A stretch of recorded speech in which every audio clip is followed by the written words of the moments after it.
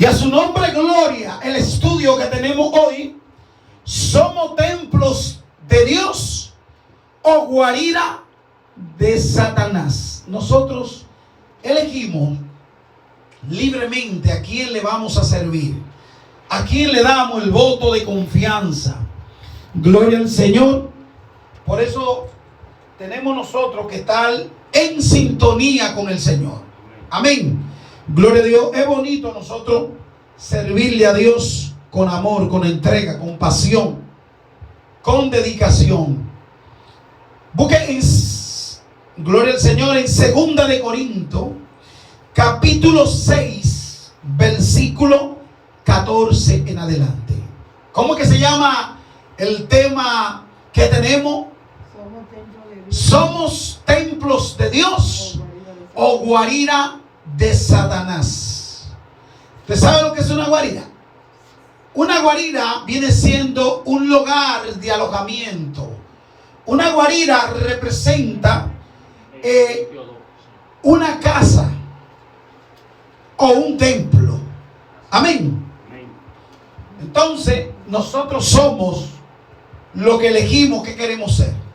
Dice así en el nombre de Jesús: no os améis, no os unáis. ¿Cómo que dice? No os unáis en yugo desigual con los incrédulos, porque ¿qué compañerismo tiene la justicia con la injusticia? Aquí vemos un pasaje bíblico muy determinante para definir la trayectoria de el que le sirve a la luz o el que le sirve a la oscuridad. Esto no define a nosotros como el Señor le dijo al pueblo de Israel en aquel día cuando le dijo: he puesto delante de vosotros la bendición o la maldición. O sea, en pocas palabras o en muchas palabras, como usted lo quiera resumir, usted o le sirve al Dios vivo o le sirve al enemigo, que es el diablo y Satanás, la serpiente antigua, que el Señor los reprenda. Amén. Dice: no os unáis en yugo desigual con los incrédulos. ¿Qué nos está diciendo la palabra de Dios? Está diciendo que hay personas pues que hacen compañerismo con la oscuridad. Si tú eres luz, tú no puedes buscar a alguien que esté viviendo en oscuridad, porque la oscuridad es posible que apague tu luz. Por eso dice: no os unáis con los incrédulos. O sea, hablando en yugo desigual. Por ejemplo, una yunta de buey, cuando aran la tierra, si hay un buey que es más grande que el otro o más fuerte que el otro, el más pequeño va forzado. El más fuerte lleva al más débil forzado. La carga no va pareja. Hay problemas. Entonces, por eso dice que no unáis a yugo desigual. Por eso usted puede ver que si usted es un empresario cristiano y usted busca personas que son incrédulas para usted emprender un negocio, ¿usted cree que le va a ir bien? No le va a ir bien. ¿Por qué? Porque los conceptos que usted tiene como cristiano no son los conceptos de aquel hombre que no es cristiano. Usted es justo, él es injusto. Usted es luz, él es tiniebla. Usted es el bien, él es el mal. Usted es la verdad, él es la mentira. Entonces no podemos hacer parentesco con las personas que son incrédulas, que no tienen al Señor. Tú no puedes salir por ahí a una actividad con un incrédulo. Mi familia a mí me invitó para Yonke, que todos iban a estar reunidos allá, toda la familia, y yo no quise ir. Una por el trabajo y otra porque a mí no me simpatiza. ¿Sabe por qué? Porque allí lo que hay es música mundana y mucha bebida. voy yo para allá? Aunque sea en mi familia. Pero ¿me edifica eso a mí? No me edifica. Amén, no me edifica. ¿Para qué yo iba a ir para allá? Entonces nosotros tenemos que definir qué camino elegimos delante de Dios. Nosotros tenemos que saber en qué pies estamos parados. Amén. Gloria al Señor. Al igual, si usted es una persona que cree en el Señor, usted no puede buscar un compañero, una compañera que no sea cristiana. Porque o te saca él de los caminos de Dios, más probable, porque dice la Biblia que los impíos son más sagaces que los hijos de la luz. Porque ellos tienen más sutileza, más engaño, más método para arrastrarte hacia el mal que los mecanismos que tú utilizas para tú traerlo al evangelio. ¿Sabe por qué? Por nuestra poca falta de fe y de confianza en el Señor, y por nuestra incredulidad que tenemos, y nuestra falta de sometimiento y entrega al Señor. O sea, si tú estás sometido a Dios, tú no te vas a unir con un incrédulo. Por eso el yugo desigual tú no lo puedes jamás llevar. No te va a funcionar. No te va a salir bien. Va a quedar atrapado.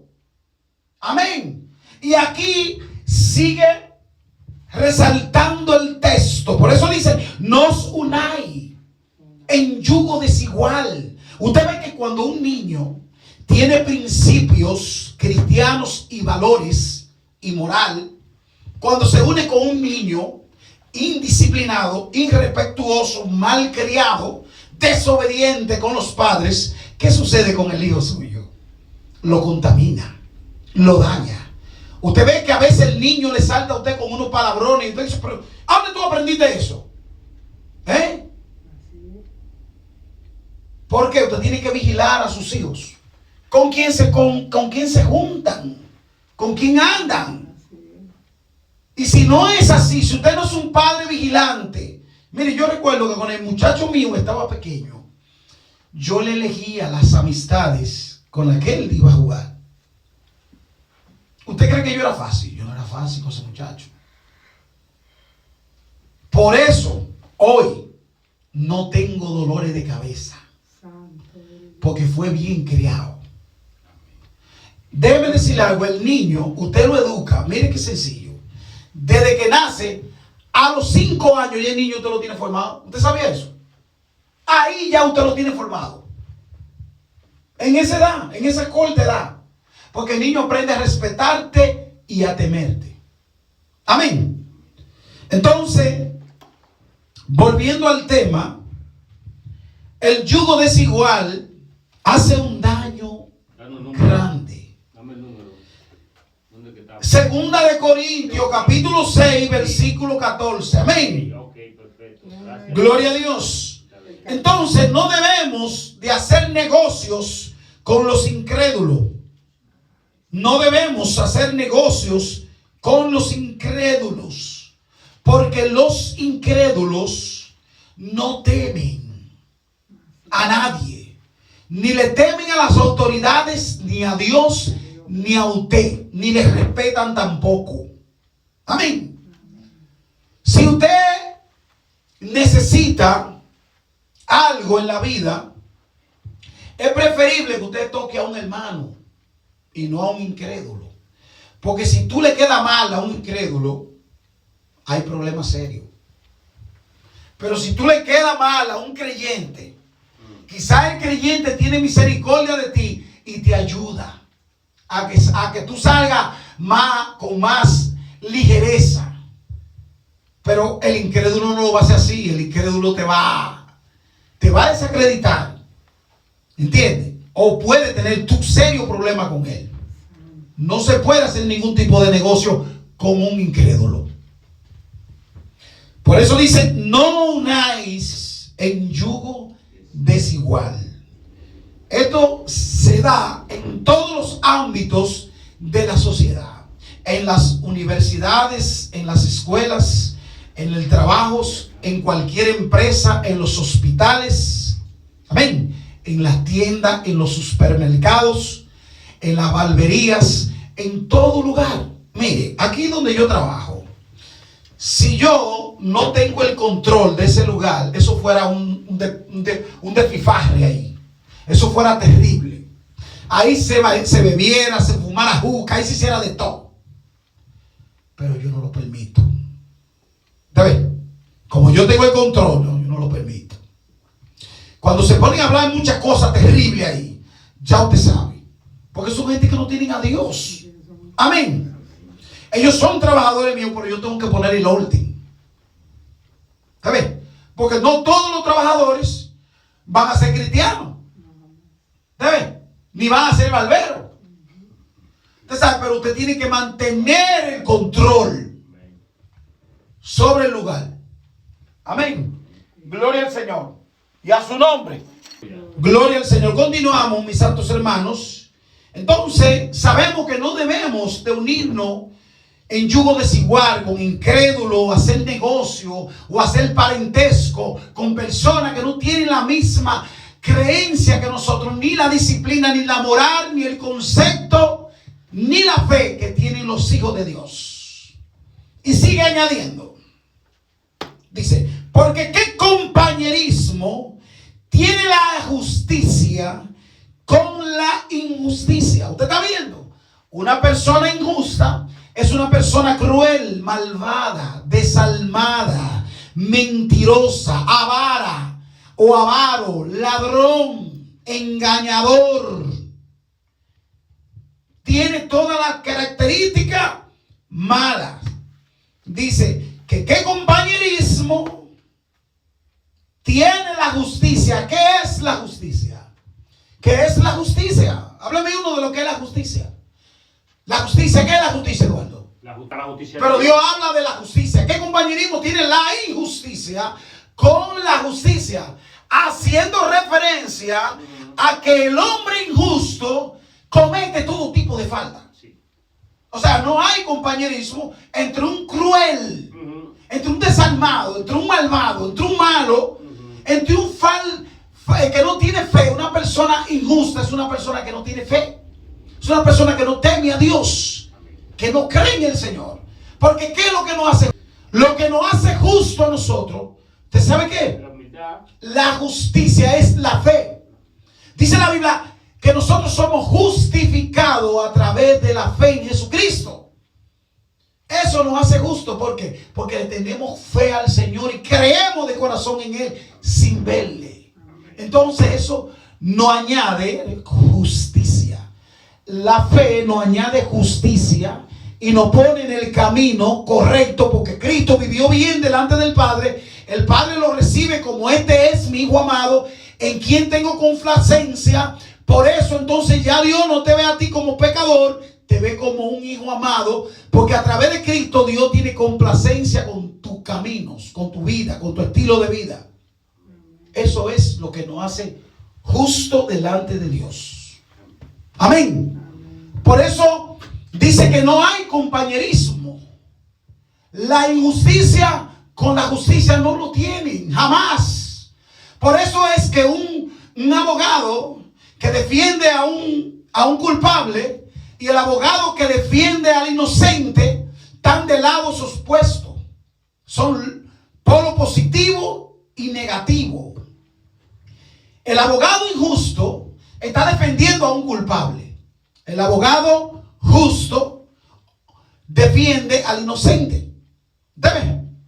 Entonces, dice que no hay compañerismo, porque hay un debate, hay un problema, hay una competencia. Entonces dice que no podemos tener compañerismo, jamás. ¿No es verdad que no debemos de tener compañerismo? Amén. Aquí lo dice, porque ¿qué compañerismo? Dice, tiene la justicia con la injusticia. Jesús jamás pudo llevarse bien con los escribas, ni con los fariseos tampoco. ¿Por qué Cristo no pudo llevarse bien con los escribas? Maribel, ¿por qué Cristo no pudo llevarse bien con los fariseos? Bueno, porque Porque eran injustos. No tenían fe en el Hijo de Dios. No eran personas que aprobaban la justicia a través de la obra que Cristo manifestaba, sanando a los enfermos, predicando el amor, la misericordia y la paz y la salvación que vino revelada al Mesías. Eran injustos. No tenía Cristo compañerismo con ellos. Por eso ellos no recibían el mensaje de Dios a través del Mesías. No lo recibían. Eran personas injustas. Entonces no podía Cristo hacer parentesco jamás con ellos, ni tener compañerismo. De hecho, ellos vivían acechando al maestro. ¿Sabe para qué? Para tentarle. Porque ¿qué es lo que hace el diablo? Un tentador. Ellos buscaban una ocasión para que Cristo cayera en descrédito delante del pueblo y así acusarlo y matarlo. Eso es lo que ellos hacían. Eso te hace a ti un injusto. Si tú haces un negocio con una gente injusta, el injusto lo que va a buscar es una forma de destruirte, de desacreditarte, de blasfemarte, de decirte, tú no ves que tú no eres cristiano. Y empieza por ahí a demigrarte y a hablar mal de ti. Entonces, tenga cuidado con quien usted hace negocio, con quien usted se junta, con quien usted comparte su secreto y a quien usted le cuenta sus revelaciones. Porque después, cuando le llegue a usted, ya usted sabe se puede decir ¿cómo que le dicen? La congoja. Por usted no tener dominio propio, usted va a ser culpable de su tristeza y de su dolor. Amén. Entonces dice que no hay compañerismo.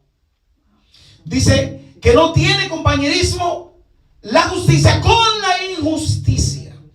Y dice qué comunión la luz con las tinieblas. Óigame, mire. ¿Usted cree que habrá compañerismo? Mire esta bombilla, mire.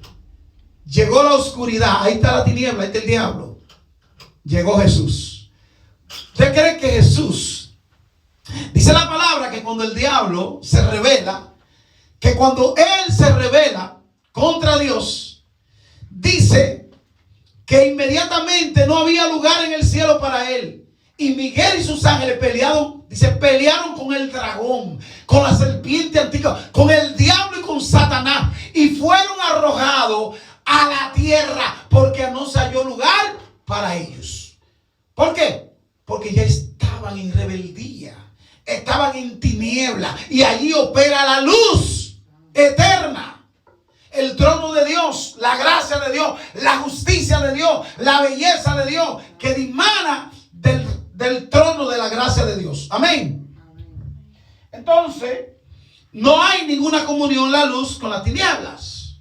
Amén. Y esto usted lo puede ver. ¿Usted cree? ¿Usted cree que un hechicero, un brujo, un agorero, un santero, un hijo del diablo, un satanista, de esa persona y yo podemos tener alguna comunión? Es imposible. Los brujos y los hechiceros son mis enemigos espirituales. No personal, sino espirituales. ¿Por qué? Porque ellos buscan una manera de destruirme. Pero yo no busco una manera de destruirlo. Yo busco una manera de salvarle. Pero ellos, como le sirven al reino de la destrucción, de la muerte y del robo y de matar, ellos quieren hacer toda clase de mal contra ti. Pero tú le sirves al que vino a deshacer las obras del diablo. Tú no puedes tener compañerismo con un brujo, un predicador, un pastor, un evangelista, un misionero, un cristiano, un creyente, un nacido de nuevo. ¿Sabe cuáles son los que van para el cielo? ¿Cuáles son los que van para el cielo? Lo nacido de nuevo. Jesús dijo a Nicodemo: de cierto os digo que el que no naciere del agua y del espíritu no puede entrar al reino de Dios. O sea, dice la Biblia que allí no entra ni carne ni sangre. Nada que contamine el cielo va para allá. No hay compañerismo entre la luz y la tiniebla. no hay compañerismo. Y añade el texto y dice, ¿y qué concordia? Y dice, ¿y qué concordia Cristo con Belial? Aquí está hablando que entre Cristo y el diablo, Belial, la serpiente antigua, es un nombre del diablo también, Belial. Dice que qué concordia, no hay. Satanás le hizo oferta a Cristo. Claro, muchísima. En el desierto le tentó y le hizo oferta. Primero le dijo, si eres el Hijo de Dios, convierte esta piedra en pan. Esa fue una oferta. A ver si el diablo, a ver si Cristo escuchaba la voz de Satanás y la obedecía. Y le dijo, también le dijo, si eres el Hijo de Dios, poniéndole duda en su cabeza, como hizo con Adán y Eva, tírate del pináculo de aquí, tírate. Porque Él mandará a sus ángeles que te guarden en todos tus caminos. Y le usó la Biblia también. Y más. Y le dijo, si tú postrares y me adorares, todos estos reinos yo te lo daría a ti, porque a mí me fueron entregados. Y a quien quiero yo se los doy. Y Cristo le dijo que no. Y luego le añadió y le dijo, apártate de mí, Satanás. Amén. Porque no tienen parte. Cristo no puede tener parte con el diablo, ni compañerismo. No puede haber una concordia, no puede haber un compañerismo, no puede haber una amistad entre Cristo y Satanás. Fue el primer traidor que se levantó contra Cristo. ¿Usted sabe dónde se originó el pecado? ¿A dónde se originó el pecado? ¿Dónde fue que hubo pecado primera vez? Entre Adán y Eva. ¿Entre Adán y Eva? Sí. No. ¿A dónde Maribel fue? Maribel, ¿dónde fue? ¿En el jardín del Edén? No. El pecado se originó en el cielo. Sí. Allí fue que Satanás se rebeló contra Dios. Y en su corazón nació el pecado. Nació la envidia. ¿Usted sabía que el pecado original... ¿Cuál es el pecado original? La envidia. Porque él quiso ser igual a Dios. Y a él querer ser igual a Dios, le dio envidia de que a Dios le obedecían todos los ángeles, eran sometidos a él, a Dios, y adoraban a Dios. Él quería que los ángeles se sometieran a él, aunque él tenía dominio sobre muchos ángeles, pero quería que los ángeles se sometieran a él y que también lo adoraran y lo tomaran en cuenta al igual a Dios. Eso es ser envidioso. Así que todas las personas que tienen rasgo de envidia tienen un diablo dentro. Todas las personas que te envidian tienen al diablo adentro. Tienen a Satanás. La envidia no es de Dios. Se originó el primer pecado en la envidia. Y dice, y sigue añadiendo, vaya conmigo. Dice, ¿qué o concordia tiene Cristo con Belial? Dice, ¿o qué parte el creyente con el incrédulo? Vuelve y lo dice. ¿Qué parte tiene el creyente? El creyente es el que cree, el que confía.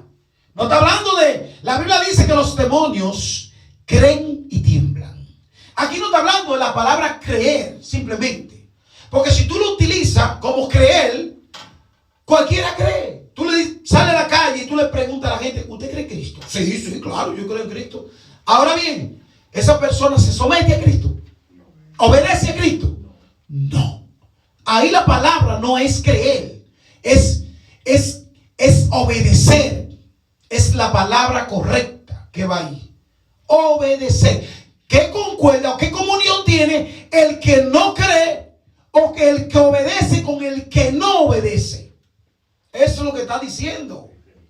No tiene ninguna comunión el que no le sirve a Dios con el que le sirve a Dios. Amén. Así que sepa usted eso. Gloria al Señor. Y sigue diciendo aquí en esta parte, gloria a Dios. Dice, ¿o qué parte el creyente con el incrédulo? No tiene parte, dice. ¿Y qué acuerdo hay entre el templo de Dios y los ídolos? Dígame, ¿qué parte hay entre el templo de Dios y los ídolos? Está hablando que nosotros somos templos del Señor. Nosotros somos el templo de Dios, donde debe de habitar el Espíritu de Dios para manifestarse, para que nosotros hagamos obra de justicia a través de la obra bonita que Dios pone dentro de nuestro corazón. Ahora mismo yo estoy siendo un templo de Dios. ¿Por qué? Porque yo estoy enseñando la palabra, donde el Espíritu me dirige a enseñarle a ustedes y me revela en mi mente, y ustedes pueden ser nutridos, ustedes pueden ser llenados del conocimiento. Yo estoy impartiendo luz, conocimiento, discernimiento, enseñanza sobre cada uno de ustedes, de los que están aquí. Amén. Entonces yo no puedo tener una comunión con los demonios también. Tiene que ser con Cristo nada más. La Biblia dice que el que se une al Señor, un espíritu, uno con Cristo, un espíritu con Cristo, el que se une al Señor. Porque los demonios, ¿quién le sirve a los demonios? Los idólatras. A los ídolos le sirven los idólatras, los hombres que no tienen al Dios verdadero. Entonces no hay ninguna comunión. ¿Y qué acuerdo hay entre el templo de Dios y los ídolos? No hay ningún acuerdo. Dice, porque vosotros sois el templo de Dios viviente, como Dios dijo. Nosotros somos el templo de Dios viviente, donde Dios habita, donde Dios mora. Nosotros somos su casa, nuestro corazón es su morada. Por eso dice la Biblia, hijo mío, dame tu corazón, porque de él demana la vida. Amén. La Biblia dice que cuidemos nuestro corazón. ¿Por qué? Porque dice, engañoso y perverso es el corazón más que todas las cosas. Dice, ¿quién lo conocerá? Yo, Jehová, que hizo los cielos y la tierra. Porque solamente Dios lo conoce. Por eso, pero si nuestro corazón está salvaguardado con el amor de Dios, con la paz de Dios, con la justicia de Dios, si nuestro corazón está protegido con la luz de Cristo, con el amor de Cristo, con la obediencia a Cristo, nuestro corazón va a ser una casa de Dios. Va a ser una casa de Dios, una morada de Dios. Amén. Gloria al Señor. Sepa eso. Cuide su corazón siempre. Cuídelo. Que no se llene, ni se cargue de grosura, ni de glotonería, ni de engaño, ni de mentira, ni de avaricia. Que muchas veces Satanás nos quiere engañar por ese pecado. Amén. Somos templo del Dios viviente. O sea que Dios vive dentro de nosotros. Una vez yo fui a un apartamento en Santo Domingo a predicarle a una muchacha con un amigo, a darle un estudio bíblico. Eso hace como 15 años más. Y ella de repente se queda mirándome así. Y yo me sorprendo, pero no digo nada. Que ella me estaba mirando así, pero muy concentrada. Y cuando pasó la enseñanza, me dice, tú no sabes lo que yo estaba viendo. Digo, ¿qué tú estabas viendo? Dice, ¿tú viste cuando yo me quedé así mirándote? Digo yo, sí. ¿Qué tú viste? Yo vi a alguien dentro de ti, a un ser transparente que se movía dentro de ti. Y yo le dije, ese es el Espíritu Santo. Dios, oye, le mostró el Espíritu Santo moviéndose dentro de mí, a esa muchacha. Una cosa increíble. ¿Qué te parece, hermana? Amén. Entonces, ¿somos templo de Dios o somos guarida de Satanás? Nosotros elegimos qué ser. O le servimos al enemigo o le servimos a Dios. Y sigue diciendo, aquí como añade que dice que somos templo del Dios viviente, como Dios dijo, dice, y habitaré y andaré, dice, entre ellos y seré su Dios. Dios dice que andará entre nosotros. O sea, Dios no se va a apartar. Él andará entre nosotros. Se moverá su poder, su gloria, su manifestación. Fluirán las sanidades, los milagros. Amén. Las liberaciones van a surgir cuando somos un templo de Dios. Pero si una iglesia está llena de gente inmunda, de gente que no están arrepentidos, de gente que andan practicando el pecado a diestra y a siniestra, no se mueve Dios. Dios no va a andar en medio de ese pueblo. Es imposible. Porque ¿qué concuerda? La luz con la tiniebla. O Cristo con Belial. O el incrédulo con el creyente. No hay ningún acuerdo. No hay ningún parentesco. Amén. Y sigue añadiendo este tema maravilloso. Y ellos serán mi pueblo, por lo cual salir de en medio de ellos. Salga de en medio de ellos. Dice la palabra. De los incrédulos, de los que no obedecen. Dice, salir de en medio de ellos. Y yo apartar, dice el Señor, y no toquéis lo inmundo. Los hijos de Dios, dice, no tocan los inmundos. Las cosas malas, las cosas pecaminosas. Dice que no toquemos los inmundos, dice. Y yo os recibiré. ¿Cómo que Dios nos va a recibir? Y yo os recibiré. Dice, y seré para mí. Dice que Dios nos va a recibir cuando no toquemos los inmundos. Dios nos recibe como que como hijo, dice, y yo os recibiré y seré para vosotros por padre. ¿Qué es lo que Dios va a hacer? Mire, un hijo desobediente, el padre no lo recibe. Si un hijo se porta mal y anda haciendo desastre en las calles, metido en pandilla, en ganga, en actividades delictivas, robando, atracando, ¿usted me entiende? Borrachándose, drogándose y haciendo cosas que deshonran la casa paterna, ese padre no va a querer ese hijo. Le va a desagradar, se va a sentir mal. ¿Está bien? Entonces, si Cristo no nos recibe por nuestro mal comportamiento, es porque no estamos comportándonos adecuadamente delante de Dios. Amén. Y seréis vosotros por padre, dice, y vosotros me seréis, dice, hijos e hijas, dice el Señor. A hijas, a hijos, dice el Señor que Él nos recibe como padre, nos recibe como hijos e hijas.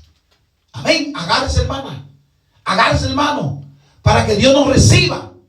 Cuando ya no toquemos lo inmundo, cuando ya nos apartemos del mal y del pecado y seamos casa del Dios viviente, entonces decimos, yo soy hijo de Dios. Háblelo con propiedad. Yo tuve una revelación una vez donde un demonio me lanzaba rayos así, mire, yo en el aire, yo flotando en el aire, ese demonio me tiraba. Ya usted sabe que si me agarraba y yo me movía a la velocidad de la luz, era una cosa terrible, y él me tiraba y yo me movía. Y cuando él vio que no podía, me apuntó y me dijo, ¿tú sabes por qué yo no te destruyo? Porque tú eres hijo de Dios. El diablo tiene que reconocer que usted es hijo, que usted es hijas del Señor. Y si el diablo no reconoce eso, usted no tiene una identidad todavía. Le falta conocer a Dios. Y dice, e hijos e hijas, dice, todopoderoso, dice, e hijas e hijos, dice el Señor todopoderoso, dice, así que, amados, puesto que tenemos tales, ¿cómo que es lo que tenemos? Tales promesas, dice, limpiémonos, dice, de toda contaminación de carne. La palabra dice que tenemos tales promesas. ¿Cuáles son las promesas que Dios tiene para nosotros? Son muchas, amén. Hay muchas promesas en la palabra. Mire, lo primero es que cuando usted viene a los caminos de Dios, Dios te da lo que se llama justicia. Te da paz, santificación y salvación. La palabra dice que tenemos muchas promesas. La Biblia dice que somos extranjeros y advenedizos aquí en esta tierra. No somos de esta tierra. La Biblia dice, puesto los ojos en Jesús, el autor y el consumador de la fe. La palabra de Dios dice que nos apartemos de lo que nos contamina, para que las promesas del Señor puedan alcanzarnos. Porque si no, no nos alcanzan jamás. Dice que nos limpiemos de toda contaminación. Algo que está contaminado, ¿qué necesita? Necesita ser limpiado. Si tú tienes una casa y la tienes en desorden y la tienes con mugre en las paredes, en las puertas, en la silla, en el techo, con tela de araña y con muchas cosas, ¿qué tú tienes que hacer con esa casa? Tú tienes que comprar cloro, comprar ace y empezar a barrer y empezar a limpiar y a desollinar, como dicen por ahí, y a limpiar con detergente esa casa y echar toda la mugre fuera. Esa casa eres tú y soy yo. Nosotros tenemos que sacar la mugre. Tenemos que sacar la mugre. Tenemos que sacar todo lo que nos contamina, todo lo que nos hiere, todo lo que nos daña, todo lo que nos da pudredumbre. Porque hay muchas cosas que nos contaminan y que nosotros a veces nos hacemos de la vista gorda. Vive Dios, aleluya. Nos hacemos de la vista gorda, nos hacemos lo loco, nos hacemos lo desentendido, nos hacemos lo despreocupado, que eso nos lo pone Satanás para que acumulemos suciedad. Y cuando el corazón se carga y el alma y el espíritu y la carne se llena de contaminación, ya Dios nos echa a un lado. Porque dime, ¿tú quieres algo inmundo? Si tú, óyeme, nosotros, cuando el pecado es como un perfume hediondo para Dios. Vive Cristo, aleluya. ¿Usted me está escuchando? El perfume del pecado es hediondo. A Dios le huele mal el perfume del pecado. Es maloliento. Es maloliento. Sacúdete. Y no dejes que el diablo te robe la bendición hoy. Así es el pecado. Algo que nos destruye. Algo que nos mata. Que nos daña. Ay, Padre. ¿Hay tales promesas para el pueblo de Dios? Sí, hay tales promesas. La Biblia dice que tenemos tales promesas. Y si son promesas de parte de Dios que tenemos, Dios se la va a entregar a los que se limpian. Primeramente de la contaminación de la carne. Con nuestras manos nos contaminamos, con nuestra boca nos contaminamos. La lengua es un bosque de maldad. Es un asesino que nos mata a nosotros. Inflama la rueda de la creación. Dice la Biblia. Dice la Biblia que por cada palabra ociosa que salga de nuestros labios seremos juzgados. Daremos cuenta a Dios por cada una. Por la crítica, por los chismes, por los comentarios indecentes que hacemos. Daremos cuenta al Señor. Dios nos va a juzgar por cada palabra ociosa que salga de nosotros. Por cada pecado que cometemos. Por cada injusticia que hagamos. Dios nos va a juzgar. Está hablando de la carne. Pensamientos negativos e impuros que salen de nosotros. Eso es contaminación de carne. Contaminación de carne. Ahora la Biblia dice que nos limpiemos de toda contaminación de carne. Es lo que dice. Dice y de espíritu. ¿Cómo nosotros no decontaminamos? Luego el espíritu. ¿Por qué? Porque cuando tú limpias la carne, el espíritu empieza a recibir. Empieza a recibir. El espíritu tú lo decontamina cuando tú te pones en ayuno y en oración. Cuando tú santificas el espíritu adorando a Dios. Cuando tú mantienes esa íntima comunión con el Señor, tu espíritu empieza a limpiarse, a decontaminarse. Cuando tú oras con pasión, con entrega al Señor.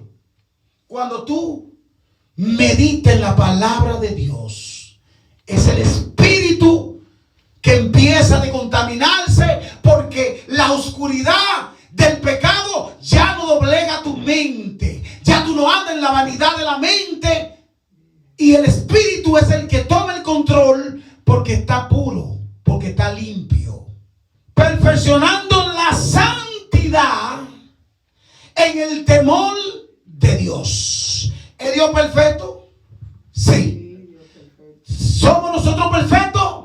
No, somos imperfectos. Pero sí podemos ser maduros. Sí podemos madurar. Sí podemos tener ya dominio, control de nuestras emociones, de los sentimientos y de las cosas que a Dios no le agradan. Eso nos da un estatus de madurez, de control sobre las emociones, sobre los sentimientos, sobre las cosas que nos dañan y que nos destruyen. Dice perfeccionando la santidad. O sea, la palabra dice que nos descontaminemos de la carne y del espíritu. Entonces, ahora cuando estemos descontaminados, primero de la carne, luego del espíritu, dice, empecemos a perfeccionar la santidad. ¿Cómo se perfecciona la santidad? Buscando más y más del Señor cada día, apartándote más y más del mundo, dejando de practicar las cosas que te corrompen, que te corroen, que te dañan, que te llenan de mugre y de mohos. Así nos vamos santificando día tras día. Yo me lo propuse, propóngaselo usted.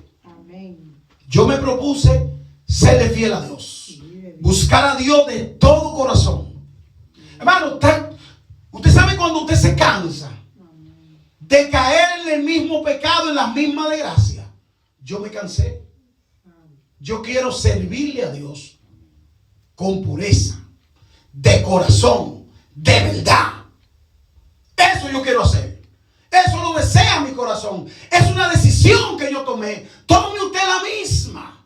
Hágalo y usted verá qué lindo se siente cuando nosotros decidimos hacerlo así para el Señor. ¿Queremos alcanzar la promesa de Dios? Váyase al libro de Juan, capítulo 11. Vaya conmigo. Libro de Juan, capítulo 11. Vaya conmigo. Juan 11, 25. Dice, y le dijo Jesús, yo soy la resurrección y la vida. El que cree en mí, el que me obedece a mí, aunque esté muerto, vivirá. Esa es una de las promesas que Dios tiene para los hijos, para los que son templo de Dios y no guarida de Satanás. Por eso Jesús dijo, yo soy la resurrección y la vida. El que cree en mí, aunque esté muerto, ¿cómo que dice? Aunque esté muerto, vivirá. Y todo aquel que vive y cree en mí, no morirá eternamente. Y le dijo, ¿cree esto? Se lo dijo. ¿Cree esto? Con el personaje que Cristo estaba hablando, le dijo, ¿cree esto? ¿Tú lo crees? Usted tiene que creerlo. O sea, el que murió en Jesús y se limpió y fue un templo de Dios, va a resucitar. Y el que está vivo, mírenlo ahí como lo dice, ¿cómo que lo dice? Para que esté vivo. Dice, y todo aquel que vive y se somete a mí, me obedece a mí, dice, no morirá eternamente. Está diciendo que nosotros vamos a morir, pero no eternamente. La Biblia dice que hay una esperanza, que hay una salvación que nos guarda, que nos espera. Amén. Es como el labrador que espera el rocío de la mañana para los frutos y que espera las lluvias para que el cultivo sea regado y puedan crecer los frutos. Amén. Así es el que cree en el Señor. Vaya conmigo, tenemos tales promesas. Y sigue diciendo Deuteronomio, busque Deuteronomio 7:9.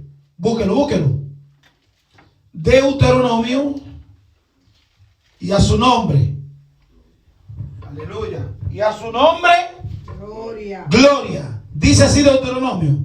Conoce pues que Jehová tu Dios es Dios. Dice es Dios. Dios fiel. Y lo repite. Es Dios, Dios fiel, que guarde el pacto y la misericordia a los que le aman. ¿Qué es lo que Dios guarda? Dice el pacto y la misericordia a los que le aman. Mira, tú, Eduardo, hiciste pacto con Dios. La misericordia de Dios te guarda. Dice que guarde el pacto, ese pacto que tú hiciste con Dios, que yo hice con Dios, que cada uno de los que estamos aquí hicimos con Dios. Es un pacto. Dice la misericordia de Dios. Dice no guarda. Vive Dios. Por el pacto que hay. Santo eres Y Dios. sigue añadiendo. Dice que guarde el pacto y la misericordia a los que le aman. Dios es fiel. Por eso Dios es fiel. Dice, y guarda su mandamiento hasta 1000 generaciones. Mírenlo aquí. Dice, el que da el pago en personal al que le aborrece, destrúyelo.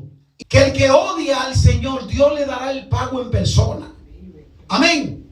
Las malas acciones tuyas y mías demuestran de lealtad delante de Dios. Vive Dios. Amén. Busquen ahora segunda de Pedro 1, 4. Segunda de Pedro. Sí, 1, 4. Segunda 1, 4. Dice así en el nombre de Jesús. Dice, por medio de los cuales no ha dado promesas y grandísimas promesas, para que por ellas llegáis a ser participante de la naturaleza divina. ¿Qué es lo que vamos a hacer? Por medio, dice así, de las promesas, dice así, participante. ¿Qué es participar? Usted mantenerse en la actividad de Dios, dice, de la naturaleza divina, habiendo huido de la corrupción que hay en el mundo a causa de la concupiscencia. El mundo es corrupto, el mundo está dañado, porque hay un espíritu en el aire que lo gobierna. Hay un espíritu de engaño en las pasiones de la carne que lo hace que ejecuten sus malos deseos. Esa es la corrupción del mundo. Esa corrupción será corroída por el Señor y será destruida. Amén. La Biblia dice que nos apartemos, que salgamos de ahí, porque no somos de ahí. Tenemos una naturaleza, somos participantes de la naturaleza divina. Los ángeles son divinos, Dios es divino, los seres vivientes son divinos, los 24 ancianos son divinos, los serafines, los querubines son divinos. Y dice que somos participantes de la naturaleza divina. Usted es participante del reino de Dios. Usted, para participar en un equipo de básquetbol, de béisbol, de fútbol, usted tiene que pertenecer a ese cuerpo. Amén. Usted tiene que pertenecer a ese cuerpo. Y si usted no pertenece a ese cuerpo, usted no puede ser jamás participante. Entonces dice la palabra que somos participantes de la naturaleza divina. La naturaleza divina era lo que Cristo manifestaba. ¿Cómo Cristo manifestaba la naturaleza divina? Comportándose, haciendo la obra de justicia delante de Dios. Amén. Por eso Cristo le decía a los escribas y a los fariseos: ¿quién de ustedes me redarguye de pecado? ¿Quién de ustedes puede decir que yo soy pecador? Era participante de la naturaleza divina. Y no solamente eso, Cristo era divino y también era humano. Amén. Gloria a Dios. Así que vamos a concluir ya con este estudio. Gloria al Señor. ¿Somos templos de Dios o guarida de Satanás? Se lo dejo de tarea. Dios me le bendiga y Dios me le guarde.